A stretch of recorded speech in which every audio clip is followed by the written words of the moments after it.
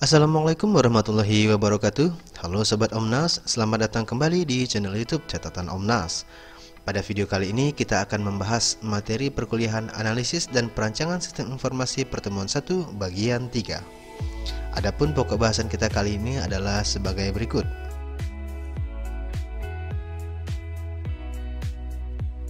Seperti di video sebelumnya, agar durasi video tidak terlalu panjang dan memudahkan sobat ketika ingin mengulang bahasan materi di video ini, maka pokok bahasan kali ini juga kita persempit. Adapun pokok bahasan ini adalah lanjutan dari video sebelumnya. Namun seperti biasa, sebelum kita lanjut, jangan lupa subscribe channel ini dan nyalakan loncengnya ya. Subscribe ya.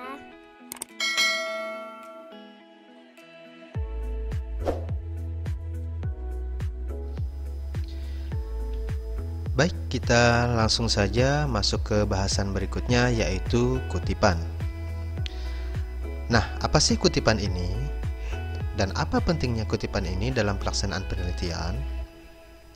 Kutipan adalah suatu kalimat atau lebih dari karya tulis lain yang dapat dipertanggungjawabkan untuk memberikan ilustrasi dan memperkuat argumen penulis dalam menyusun karya ilmiah atau penelitiannya. Argumentasi-argumentasi yang disampaikan di dalam penelitian tentu harus berlandaskan teori-teori dari para ahli yang sudah melakukan penelitian ini terlebih dahulu, agar dapat dijadikan landasan sebagai bentuk penegasan ketika kita menyampaikan pendapat kita di dalam penelitian yang kita laksanakan.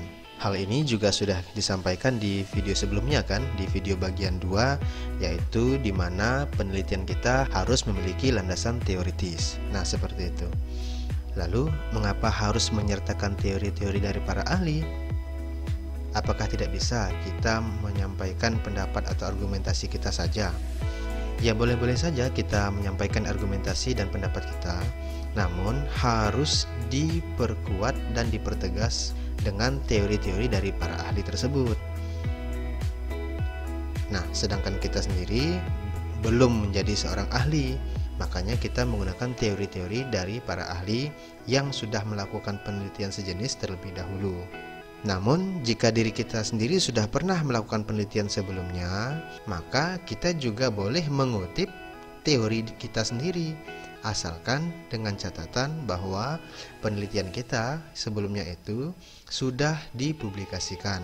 Karena pada dasarnya kutipan itu adalah pernyataan, pendapat, ide, definisi, atau hasil penelitian dari penulis lain yang merupakan seorang ahli, atau diri penulis sendiri yang hasil penelitian tersebut telah terdokumentasikan, baik dokumentasi karya tulis ilmiah maupun dalam bentuk buku, seperti itu ya.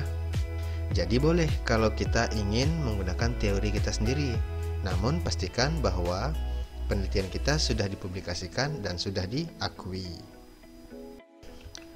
Karena pada dasarnya garis besar dari suatu penelitian itu kan memang merupakan pendapat diri kita sendiri ya, yang kita tuangkan dalam penelitian kita itu.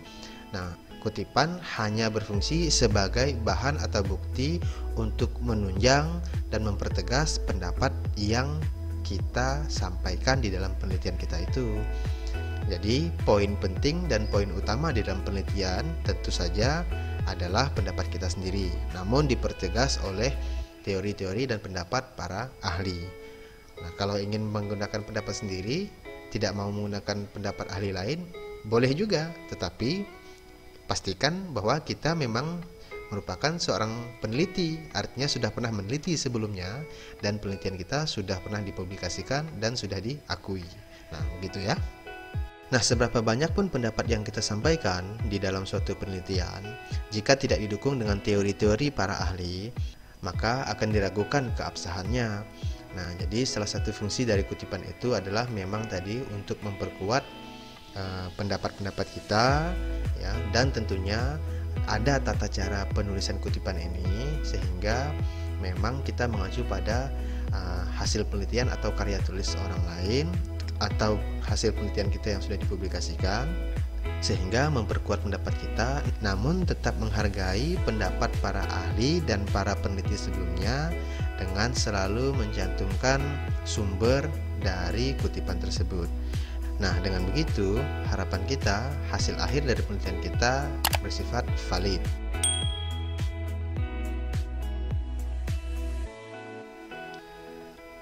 Baik, kita lanjut ke pokok bahasan berikutnya, yaitu jenis kutipan. Berdasarkan cara mengutipnya, maka kutipan dibedakan menjadi 3 jenis. Yang pertama, kutipan tidak langsung. Kedua, kutipan langsung yang pendek. Ketiga, kutipan langsung yang panjang. Kutipan tidak langsung merupakan ide atau pendapat orang lain yang disesuaikan dengan kalimat sendiri. Jadi, peneliti menggunakan ide atau pendapat orang lain, namun cara menuliskannya itu disesuaikan dengan kalimat dari peneliti itu sendiri. Jadi menggunakan bahasa sendiri, namun tetap esensinya merujuk pada ide atau pendapat dari para ahli yang dikutip tersebut. Sedangkan kutipan langsung, baik itu kutipan pendek maupun kutipan panjang, itu diketik apa adanya. Jadi, apa yang disebutkan oleh para ahli tersebut dikopi dan dipaste apa adanya tanpa dilakukan perubahan sedikit pun. Nah, seperti itu cara mengutipnya. Sebenarnya banyak cara menulis kutipan, namun kali ini kita akan membahas salah satunya saja, dan ini adalah cara menulis kutipan yang diterapkan di kampus kita. Jadi sobat, nanti wajib menggunakan cara penulisan kutipan langsung yang akan kita bahas pada video kali ini. Pada Universitas Bina Sarana Informatika, ketika sobat melakukan penelitian, maka cara penulisan kutipan yang digunakan di lingkungan kampus kita adalah APA atau American Psychological Association Style. Adapun cara menulis kutipannya adalah sebagai berikut. Kutipan langsung pendek yaitu kutipan yang kurang dari 40 kata atau kurang dari 5 baris. Cara menulisnya diketik menjadi satu dalam satu paragraf. Kemudian ditambahkan tanda petik pada kutipan sebagai penanda bahwa ini adalah kalimat asli dari para ahli atau dari penulis atau peneliti sebelumnya yang kita kutip. Dan sumber kutipan diketik dekat dengan kutipan tersebut. Adapun contohnya adalah sebagai berikut. Nah, pada gambar ini, kalimat yang diberi tanda merah itu adalah kutipan langsung pendek, di mana kutipan ini tidak lebih dari 40 kata dan tidak lebih dari 5 baris. Maka kalimat kutipan ini diketik langsung di dalam paragraf, kemudian diberikan tanda petik sebagai penanda bahwa kalimat tersebut adalah kutipan langsung. Dan sumber kutipan diketik dekat dengan kalimat kutipan itu.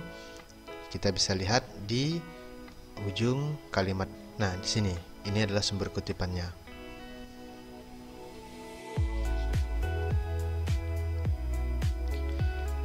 Sedangkan kutipan langsung panjang adalah kutipan yang lebih dari 40 kata atau lebih dari sama dengan 5 baris.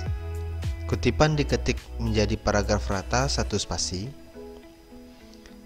Paragraf kutipan tersebut masuk setara dengan kepala paragraf, jadi agak masuk ke dalam. Dan sumber kutipan tetap diketik dekat dengan kutipan. Adapun contohnya adalah sebagai berikut. Nah, di sini kita bisa lihat kalimat yang diberi tanda merah ini adalah kalimat kutipan langsung panjang. Karena panjangnya lebih dari 40 kata atau lebih dari sama dengan 5 baris, maka dipisahkan dari paragraf kalimat dan diketik menjadi satu paragraf sendiri dengan jarak pengetikan satu spasi. Dan di sini kita bisa lihat kalimat-kalimat dalam penelitian diketik dalam 2 spasi. Sedangkan kalimat kutipan langsung yang panjang ini diketik dengan format 1 spasi saja. Kalimat kutipan ini diketik tanpa tanda petik dan sumber kutipan tetap diketik dekat dengan kalimat kutipan tersebut. Nah, beginilah cara menuliskan kutipan langsung panjang yang lebih dari 40 kata atau lebih dari sama dengan 5 baris. Seperti yang sudah dibahas sebelumnya, bahwa untuk mempertegas gagasan-gagasan kita, mempertegas argumentasi-argumentasi kita, kita wajib menyertakan kutipan, di mana kutipan ini berasal dari ide atau gagasan para ahli atau para peneliti sebelumnya yang penelitiannya sudah dipublikasikan dan sudah diakui. Lalu, mengapa kita harus menyertakan sumber kutipan? Pertama, agar kita terhindar dari tuduhan plagiarisme, yaitu tindakan penjiplakan. Nah, harus sobat pahami bahwa setiap kali kita melakukan penelitian dan menggunakan ide-ide atau gagasan-gagasan dari penelitian sebelumnya atau dari para ahli, maka kita harus menyertakan sumber kutipan. Hal ini dilakukan sebagai bentuk penghargaan kepada mereka. Nah, jika tidak kita sertakan sumber kutipannya, maka sama saja kita dengan menjiplak dan mengakui bahwa penelitian ini adalah karya kita sendiri, padahal kita mengambil ide atau gagasan dari peneliti atau penulis atau ahli yang sudah melakukan penelitian sebelumnya.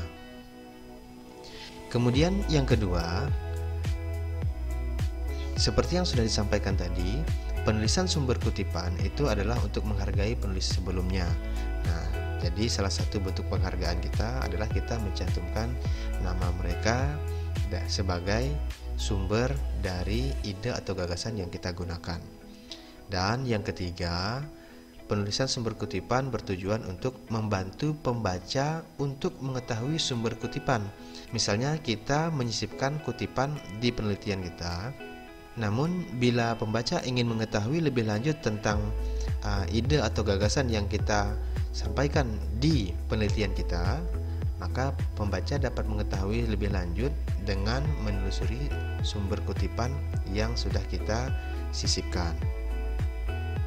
Nah, jika sumber kutipan sudah kita tuliskan dengan benar di dalam penelitian kita, insya Allah kita akan terhindar dari tuduhan plagiarisme. Dan dengan menyertakan kutipan-kutipan dari para ahli dan para peneliti sebelumnya, harapan kita adalah penelitian kita nanti akan menghasilkan kesimpulan yang valid.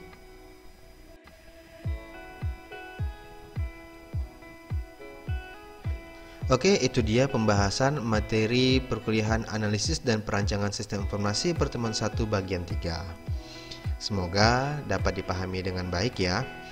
Jangan lupa like video ini dan tinggalkan komentar agar kita dapat melanjutkan diskusi kita mengenai bahasan yang ada di video ini.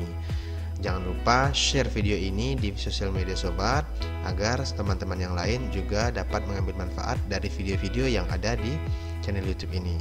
Jangan lupa subscribe dan nyalakan loncengnya. Sampai ketemu di video-video berikutnya. Wassalamualaikum warahmatullahi wabarakatuh.